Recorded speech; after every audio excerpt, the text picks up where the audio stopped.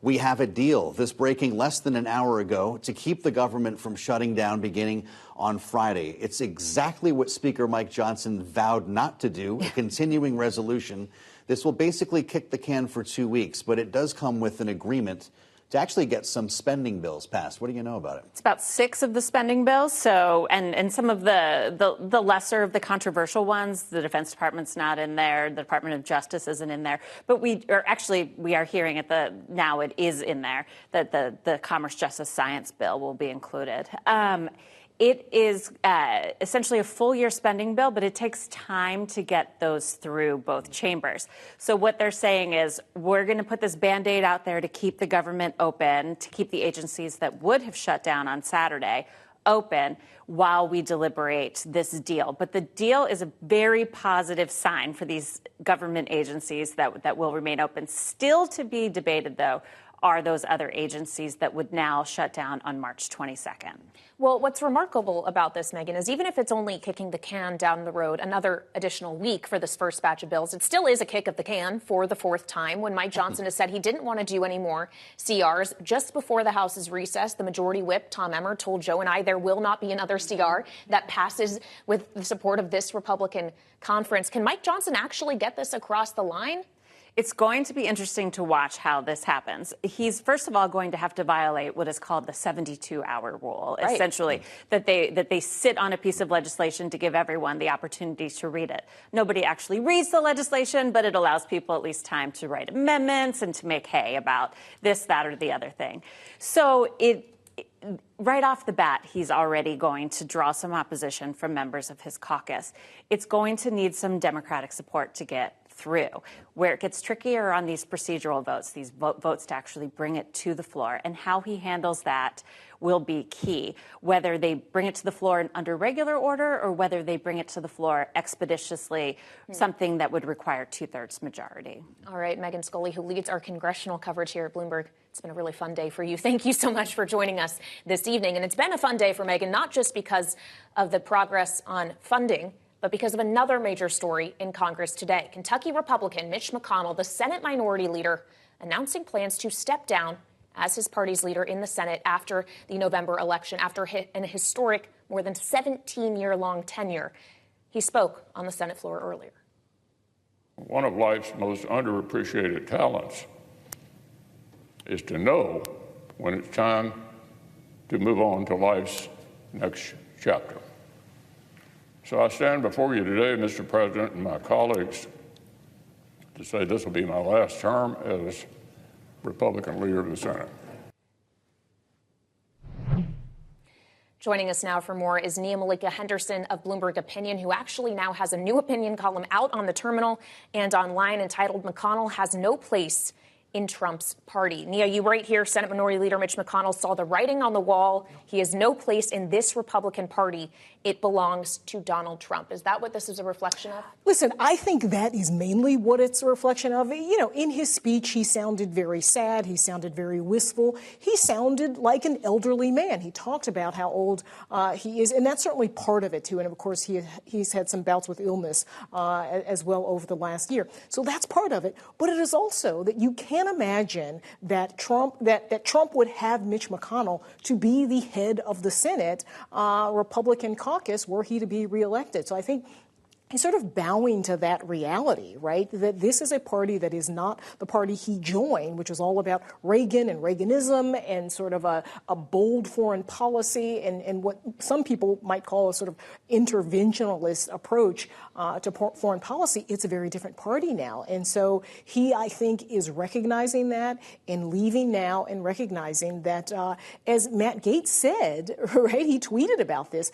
is going to be a different Republican Party. And Matt Gaetz in a tweet essentially said, listen, we've ousted, Mitch McConnell, we've ousted McCarthy, we've ousted Ronna McDaniel, who's, of course, at the RNC, and so this is a different time. That's for sure.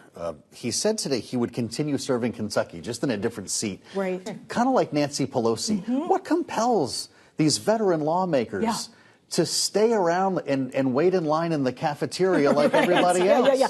listen, these people have huge sort of staffs, and it's prestigious, and, they have sort of an entourage. And so sort of the trappings of power, right, are sort of hard to give up.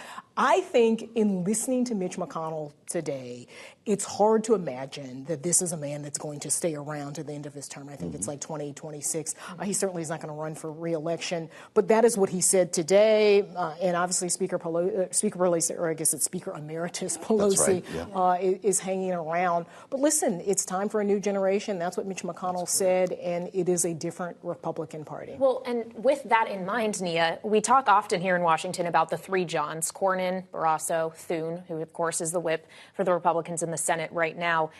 Would they be reflective of this new Republican Party if they were to be leader? Or is there going to be someone like Rick Scott, who the House Freedom Caucus has endorsed? Yeah, listen, I think we'll have to see what Trump thinks, right? I mean, and one of the things you've also seen, I think, among Republicans is that they sort of fall in line with Donald Trump. They might not start off as sort of the MAGA wing of the Republican Party and the Trump wing, but they sort of molded themselves to stay relevant.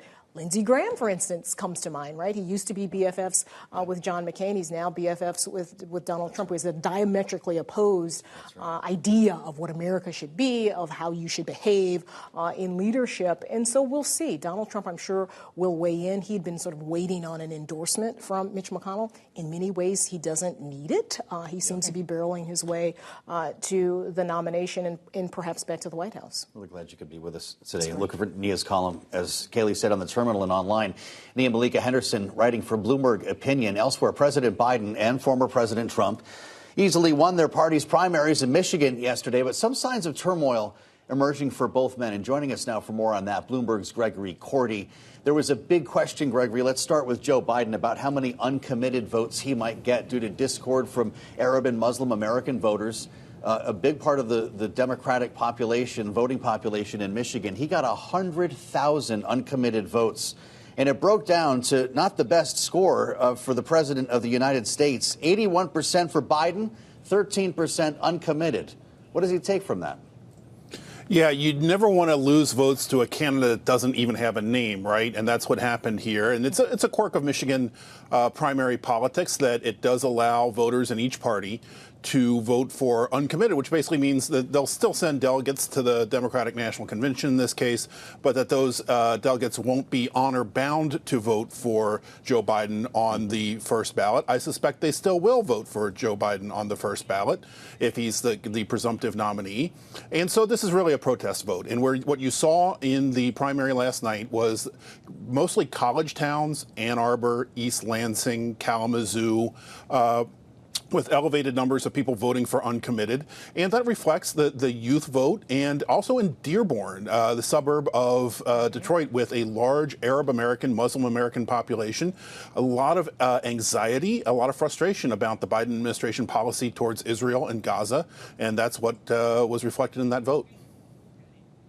And then on the other side of the party, or the other party, if you will, Gregory, former President Trump got 70%, roughly 30% of Republican primary voters, even with the knowledge that he very likely was going to be the Republican nominee, chose not to vote for him, voting for Nikki Haley to the tune of about 28%. And especially in light of the breaking news we received at the top of the hour, the idea that the Supreme Court is now going to be weighing the immunity question, whether or not he can be prosecuted here in Washington, go to trial maybe at some point before the election. He'll be at trial in New York at the end of March. How is that likely to factor in as he moves forward to what at this point looks like a highly likely general election contest between him and Biden? Everything we're seeing in the polls of Republican voters shows that they stand behind him on all of those legal issues.